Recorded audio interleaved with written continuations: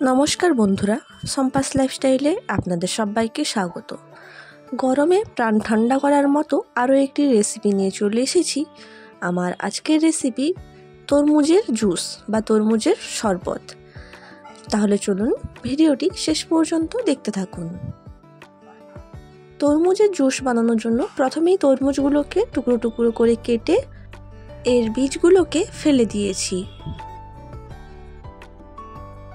এরপর একটি মিক্সিং জারের মধ্যে এই কেটে রাখা তরমুজগুলো নিয়ে নিচ্ছি।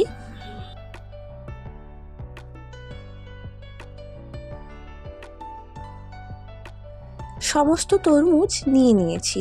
এরপর এর মধ্যে দেব 2 চামচ চিনি, খুব সামান্য বিট লবণ, আর দেব একটি লেবুর রস, আর এর মধ্যে দেব কয়েক টুকরো বরফ।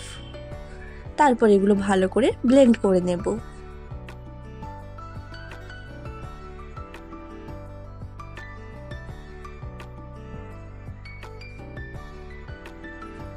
ব্লেন্ড করে নিয়েছি। এরপর একটি গ্লাস নিয়ে নেব। গ্লাসের মধ্যে প্রথমেই কয়েক টুকরো তরমুজ দিয়ে দিলাম,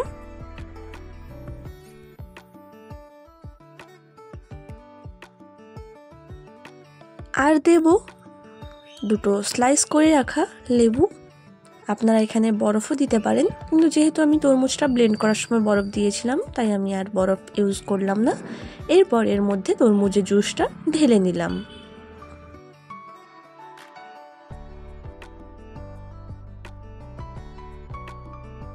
তরমুজের জুসটা ঢেলে নেওয়ার পর ওপর থেকে আরও একটা লেবুর স্লাইস দিয়ে দিলাম।